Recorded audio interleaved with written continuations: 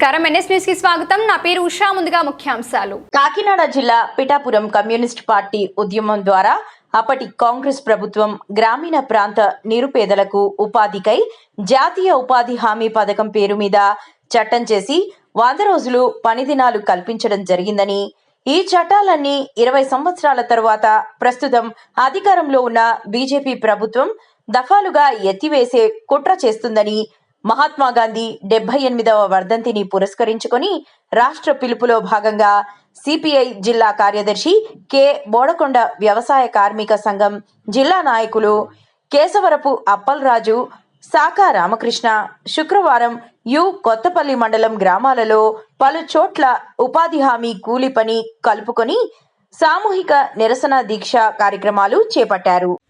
మన గ్రామీణ ప్రాంతాల్లో జాతీయ ఉపాధి హామీ పని అనేది మన పేద ప్రజలకి చాలా ముఖ్యం.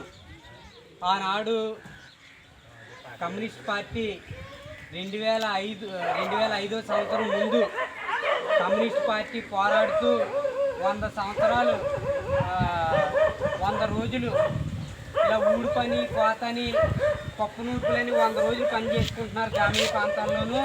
మిగతా రోజుల్లో ఖాళీగా ఉండిపోతున్నారు, వీళ్ళు ఉపాధి లేకుండా ఇలా ఖాళీగా ఉండిపోతున్నారన్న ఒక ఆలోచనతో కమ్యూనిస్ట్ పార్టీ పోరాటంతో ఈ జాతీయ ఉపాధి హామీ పని అనేది అప్పుడు అధికారంలో ఉన్న కాంగ్రెస్ పార్టీ ఆమోదం తెలిపి ఈ జాతీయ గ్రామీణ ఉపాధి హామీ పథకం అని పేరు పెట్టి ఒక చట్టం చేయడం జరిగింది.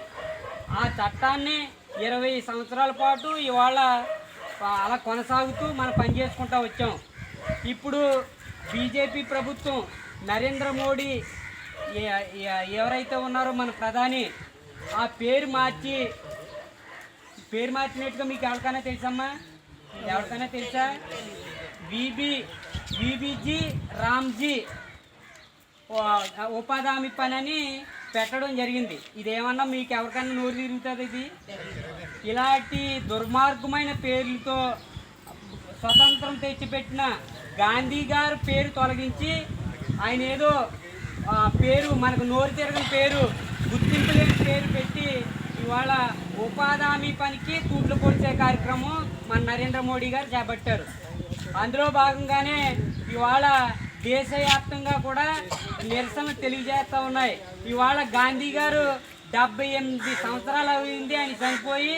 ఆ వర్ధంతి సందర్భంగా ఆయన పేరు మార్చారని ఇవాళ నిరసనగా వ్యవసాయ కార్మిక సంఘం తరఫున ఇవాళ మన గ్రామంలో ఈ కార్యక్రమం పెట్టడం జరిగింది. ఇది జాతీయ ఉపాధి హామీ పనిది. ఇంకా పని దినాలు పెంచాలి, కూలి రేట్లు పెంచాలి, దీని చట్టం భద్రతగా చేయాలి, బడ్జెట్ కేటాయింపులు చేయాలని మేము పోరాడుతూ ఉంటే దీన్ని దఫాదులుగా ఎత్తివేసే కార్యక్రమం ఇప్పుడు కేంద్ర ప్రభుత్వం చేపడతా ఉంది. ఇక్కడ పాపం మన నరేంద్ర మోడీ గారికి వయసు అయిపోయిందేమో, ఆయన ఆలోచన విధానం ఏం ఆలోచించాలో, దేని చట్టం చేయాలో, దేని పథకం చేయాలో ఏమాత్రం కూడా ఆలోచన లేకుండా ఇవాళ ఆయన నిర్ణయాలు తీసుకుంటా ఉన్నాడు. ప్రజాసేకరణ లేదు, ప్రతిపక్షాల ఆలోచన లేదు, ఏమీ లేకుండా ఏకపక్షంగా నేను చట్టం తెచ్చాను, అది అమలు అవ్వాలి, అదంతే ఎలా జరిగిపోవాలి, భారతీయులంతా నా మాటే శాసనం అన్నట్టుగా సాగుతూ ఉన్న నరేంద్ర మోడీ పాలనకి మన ఉపాధి హామీ కూలీలంతా తిరగబాటు చేసి కబడ్దారు నరేంద్ర మోడీ పాత పద్ధతి ఏదైతే ఉందో అదే కొనసాగించు, లేని పక్షాన మీ ఉపాధి హామీ కూలీ అంతా కూడా ఢిల్లీ నడిగొడ్డున వచ్చి మేము ఉద్యమం చేపడతామని ఒక నినాదం తేవాలి. మన ఉపాధి హామీ పనిని రక్షించుకోవాల్సిన అవసరం మనలో ఎంత ఉందని సందర్భంగా తెలియజేస్తూ ఉన్నాం. ఇవాళ ఈ పని లేకపోతే చిన్న చితక ముసలివారు ఏమైపోవాలి, ఇలా ఖాళీగా కూర్చోవాలి.